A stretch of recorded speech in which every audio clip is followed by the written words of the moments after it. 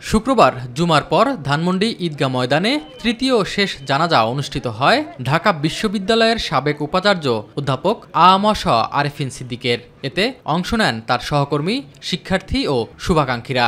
Academically অনেক বড় কেউ হয়তো থাকতে পারেন অনেকেই, কিন্তু এত শিক্ষার্থী বান্ধব, এত অভিভাবক বান্ধব, সমস্ত ছেলে মেয়ে যে একটা আশ্রয় হয়ে যায়, আমি অন্তত আমার 24 বছরে দেখি না। স্যারকে গভীরভাবে স্মরণ করা উচিত, স্যারের অবদানগুলোকে যথাযথ সম্মান এবং মূল্যায়ন করা উচিত। যেখান থেকে তার উত্থান এবং যেখানে সে আগলে রেখেছিলেন সবাইকে, সেই প্রিয় আঙিনায় তার শেষ জানাজাটা হলো না, এটা আমরা তার ছাত্রসহ সবাই অনেক হতাশ হয়েছি। ঢাকা বিশ্ববিদ্যালয়ে আরফিন স্যারের জানাজা না হওয়া, অনুষ্ঠিত না হওয়া, এটা ঢাকা বিশ্ববিদ্যালয়ের দুর্ভাগ্য।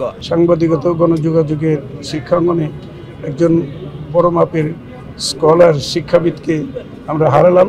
এর আগে ধানমন্ডি ঈদগাহ মসজিদে দ্বিতীয় এবং বেলা 11টায় ঢাকার গ্রিন রোড এলাকায় বায়তুল আকসা মসজিদে তার প্রথম জানাজা অনুষ্ঠিত হয়। প্রথম জানাজায় অংশ নেন ঢাবি উপাচার্য অধ্যাপক নিয়াজ আহমেদ খান।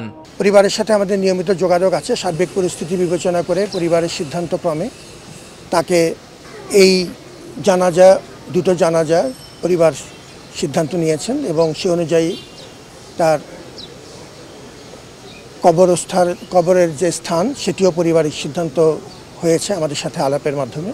প্রাক্তন ভাইস চ্যান্সেলর হিসেবে যে সম্ভাবনা ঢাকা বিশ্ববিদ্যালয় দিয়ে থাকে সেটি পরিপূর্ণভাবে আমরা পালন করে যাচ্ছি। ইনশাআল্লাহ বাকিটুকু আমরা পালন করব।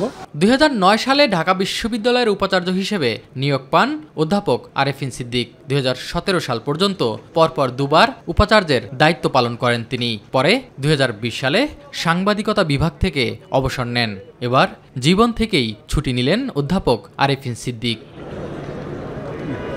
এস এম আরিফ, মাই টিভি, ঢাকা।